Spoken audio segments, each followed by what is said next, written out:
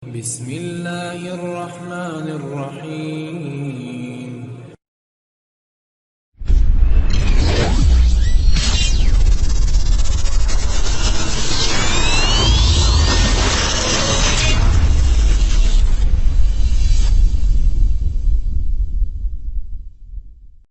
Sholat pun kalau tujuannya dunia langsung hancur dia, langsung fawaidun lil musallin, karena sholat tujuannya ke dunia fawaidun lil musallin. Saum tujuannya ke dunia fawaidun lil shaimin. Apa saja kalau tujuannya dunia langsung nilai ibadah hilang dari gunanya. Nah, apa saja bergaul beribadah tujuan dunia apa bukan tujuan dunia ya, dan nilai ibadah hancur nilai ibadahnya apabila tujuannya ini dunia ini yang selalu dikontrol oleh setan di kepala kita, di penjajal yang kepentingan dunia, sehingga kita lupa tujuan kita itu mau ke akhirat. Jadi memberat timbangan amal kita itu menjadi tujuan pokok kita hidup ini. Lewat ibadah itu mempraktekkan ajaran Islam. Mempraktekkan ajaran Islam itu menjadi persoalan. Tujuannya harus ya supaya dapat pahala. Anu gitu jelaskan supaya pahala berat gitu. Nah, kalau kita ini seperti kita sudah berapa juta piring yang kita makan, ya kita niatkan supaya dapat pahala berapa kali. Wah, tidak ingatnya apa? Ingatnya makanan enak, kenyang. Terus ingatnya, wah itu lauknya kurang banyak atau banyak. Jadi tidak ada nilainya karena yang diingat itu bukan tujuannya. Tujuannya mempraktekkan Islam dalam makan, baca bismillah. Oh, untuk apa baca bismillah ini? Dia akan punya ilmu, oh ini supaya saya punya timbangan amal makan ada pahalanya di akhirat. Jadi tujuannya supaya dibalas Allah. Jadi selalu saja semua kegiatan kita dan tidur, bangun, makan dan semuanya bergaul, berdagang, apa aja selalu kepada supaya dibalas Allah. Tujuannya gitu. Tidak boleh lain. Kalau lain langsung Allah tidak terima. Umpamanya kita dari sana, dari kampung datang ke sini pakai motor. Ada enggak cara naik motor menurut ajaran Allah dan Rasulnya, menurut ajaran Islam? Ada. Naik kendaraan menurut ajaran Islam ini kita praktekkan naik motor dengan mempraktekkan ajaran Islam sebagai bukti kita beribadah. Tujuannya supaya diterima, tujuannya supaya dibalas Allah. Terus kita naik motor yang terpikir mudah-mudahan cepat sampai, mudah-mudahan selamat sampai, mudah-mudahan nanti ketemu sama orang tua lima yang ini. Kalau dia berutang, mudah-mudahan nanti bayar utangnya orang itu. Pokoknya tujuan dunia yang ada. Lupa bahwa beribadah naik motor, mempraktekkan ajaran Islam naik motor.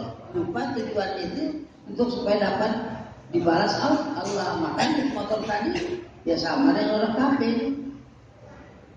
Nah, begitulah tidur lupa mempraktekkan ajaran Islam tidurnya, atau praktek juga tapi tidak tujuannya supaya dibalas Allah. Allah juga tahu oh dia butuh aku balas. Kita naik motor, kata Allah, oh dia naik motor tidak butuh aku balas.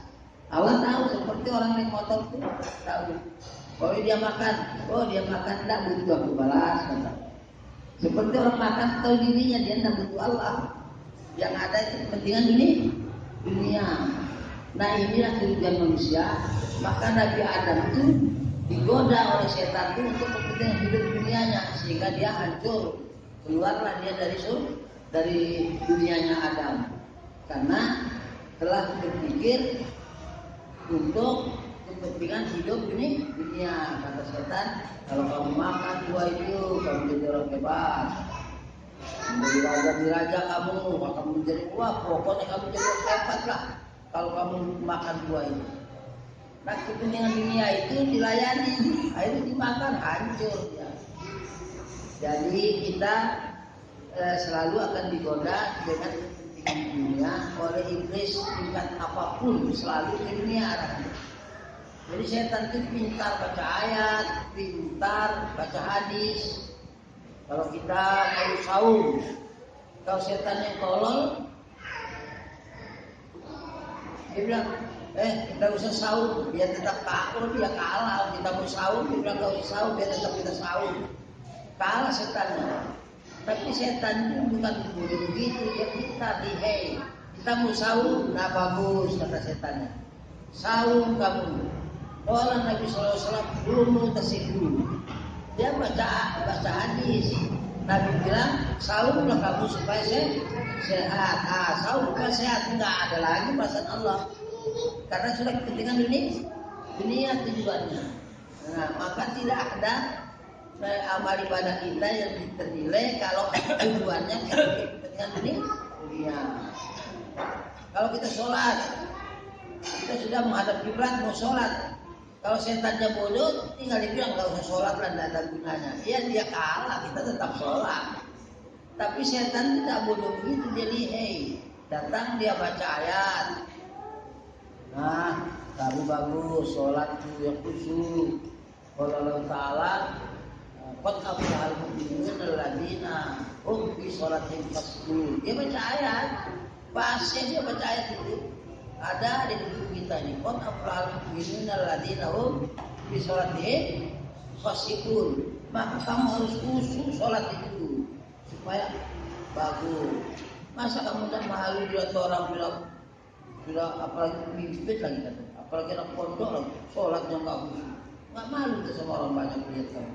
Yang malu juga habis sudah sholatnya fawailul lil musallin gitu. Karena arahnya dunia habis. Itu sholat, puasa, apalagi masalah dagang, masalah bergaul, apalagi sholat pun, puasa pun kalau sudah arahnya dunia langsung bubar.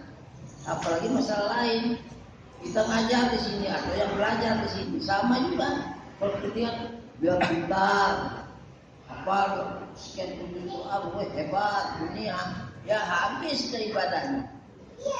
Guru-gurunya juga, apa tujuan ngajar tuh biar anak-anak pintar, habis dari ibadahnya. Karena supaya anak pintar. Dunia itu kan. Jadi kalau udah pintar gimana nggak dinaikin kelas, maka udah pintar naik aja, naik kelas aja. Bukan itu tujuan kita mengajar. Kita ini tujuan hidup ini apa tujuannya? Wa ma khalaqtul jinna wal insa ya ibadah tujuannya. Bukan biar dia jadi orang hebat. Wah itu bukan ibadah. Kita beribadah, dia jadi orang hebat, alhamdulillah. Kita doa saja, mudah-mudahan jadi orang hebat. Sekedar doa lah, kalau doa boleh asal masuk di akal. Tapi bukan tujuan.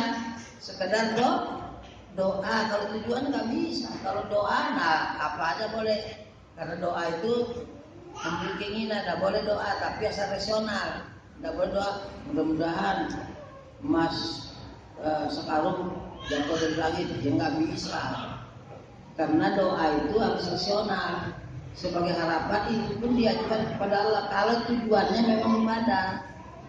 Kalau tujuannya bukan ibadah, ya semua makhluk ini berdoa, hatta dia kafir doa juga. Mudah-mudahan sukses dia punya usaha. Ya kalau doa ini, ya semua makhluk berdoa, dengan manusia kafir maupun iman. Ya kalau doa harapan dunianya tetap, tapi kita tujuannya itu harus ibadah. Jadi tidak boleh kita berdakwah umpamanya tujuannya supaya dia dapat hidayah, tidak bisa. Kita berdakwah supaya orang dapat hidayah, enggak bisa. Ilmu itu tidak bisa mendatangkan hidayah, enggak bisa. Hidayah itu urusan Allah. Jadi tidak ada gunanya ilmu kalau orang dapat hidayah, enggak bisa. Karena ya itu urusan Allah. Nabi pun bapak kita semuanya. Kalau kita tidak dapat hidayah, anaknya yang nggak dapat. Nabi Nuh itu ratusan tahun menggarap anak istrinya supaya dapat hidayah, nggak bisa. Rasulullah itu sampai nangis-nangis sedih. Turun ayat, ya Muhammad, kamu tak bisa kasih ayat itu satu kata Allah. Inna kalah tahdi mana betul kita layak dimai. Nggak bisa hidayah itu direkayasa dengan itu dulu, nggak bisa. Jadi kita dakwah ini tujuannya bukan biar dia dapat hidayah. Jadi kalau dia tidak